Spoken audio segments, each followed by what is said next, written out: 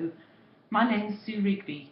I'm Vice Principal for Learning and Teaching at the University of Edinburgh, and I want to talk about some of the ways in which we're starting to use e-portfolios as part of our learning and teaching and as part of the wider student experience.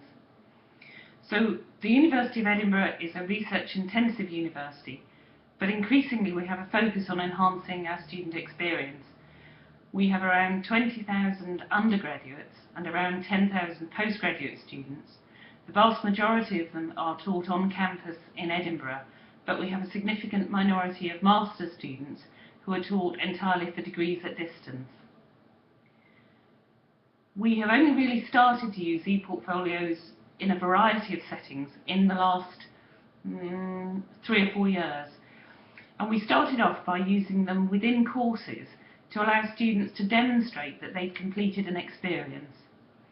So an example of that would be our nursing students, who clearly spend a significant amount of time away from the university and can now use an electronic mechanism by which they can demonstrate their nursing experiences on the ward, and that stands in lieu of what used to be a rather cumbersome paper project portfolio. We've started to build on that to rather more demanding and interesting ways of using portfolios, and I've got 4 examples of that more radical approach. So the first one would be in helping students who take time studying in another university, generally abroad. And we've developed a wraparound support mechanism in our e-portfolio system called Taking Advantage of Time Away. And that permits students, whilst they're abroad, to reflect on their experience, and once they return, to think about how their approaches have changed as a consequence of their being abroad. The second example of something slightly beyond the normal use of an e-portfolio within teaching would be a project we've developed called Unfold. And this is something that helps students and their personal tutors to reflect together and separately on the student journey as they move through their university experience. And the process is scaffolded by a series of exercises within the e-portfolio, but also allows a great deal of space for free text reflections, and students tell us that it's a useful tool that they enjoy. Another example would be in using e-portfolios to scaffold students going through the process of gaining an Edinburgh Award. Just to stand back from that, an Edinburgh Award is something that we validate through section 6.1 of the HERE, and what it is a reflective bridge. So we ask students to think about their capacities in an academic domain, their capacities in a non-academic domain, and then by gathering senses of their generic attributes from those 2 different examples, to build a picture of themselves that they would then show to an employer, to illustrate to the employer why that person would want to employ them in the future. Some of our award elements, for example in residence life students, use the e-portfolio as a means by which students can communicate with one another and reflect on what those generic skills look like. The last example that I'd give is brand new, and we are unsure yet about whether either the mechanism for doing it or indeed what we're doing will persist over a number of years in the university. But for this academic year, 2014-15, we're piloting a series of courses that are defined by students. So a student might have an enthusiasm for an academic discipline, or they might have an experience that they feel can be scaffolded academically to a point where it should be credit-bearing. And in collaboration with an academic, they then identify learning outcomes, identify a learning process, undertake that process, and then give an indication of the degree to which they feel they've been successful in meeting their self-defined learning outcomes. And all of that is done within an e-portfolio system. We very much hope that it will encourage our students to be engaged in their own learning and encourage staff to give the opportunity to students of ephemeral courses based on activities or news items or elements of the world that are going on now, and to bypass the fact that it can take sometimes 18 months or even 2 years to go through a formal process of accreditation for courses that will run with a greater longevity than this. So, to sum up, e-portfolios are relatively new pieces of technology for us. We're finding that they are useful to us in standard teaching, useful to us in the co-curriculum, and useful to us in pushing the boundaries of what we've done in learning and teaching in the past, and in a way defining the paths that we'll take in the future. Good morning. It's lovely to see you all. I'm really sorry I couldn't come to Birmingham today. Thank you to Rob for asking me to produce this video, which, as he knows, I absolutely hate doing under all circumstances. It is much easier, in fact, to come and speak to you directly.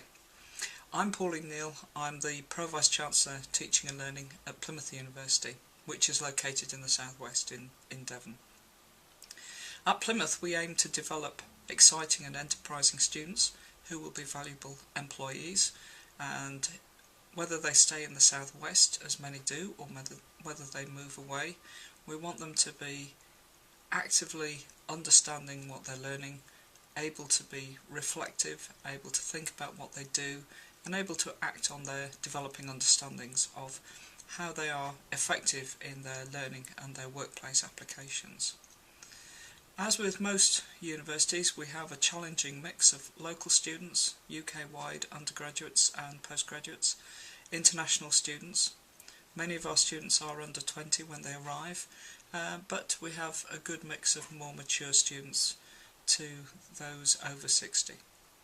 And we have health services, medical and education students, programmes which bring a range of young and adult learners into the university. So people on professional degrees for whom reflection is often a very important part of the process. Rob's challenge to me was to talk about what's new and what's hot. For me, I think this is quite challenging, as we've been working on this agenda since the mid-90s, when we introduced personal planning processes into degrees in my faculty, I think in about 1995, 1996. And in some ways the issues haven't changed hugely, because each year we have new groups of research students, new postgraduate tutors, new lecturers, and of course the whole new undergraduate body, where we want to persuade them of the value of the process and to engage actively through their learning in planning and in reflection.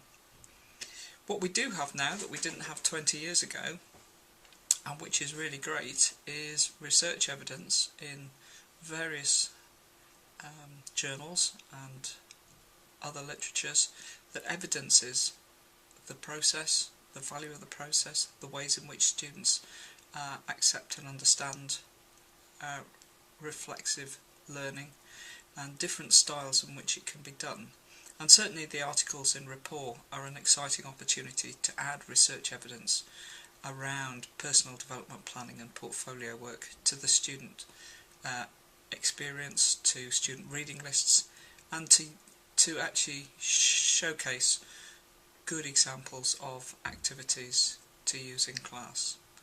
So for me, on my agenda at the moment is training personal tutors right across the system, especially those who are new, to encourage students to use reflective processes as part of tutorials and workshop learning.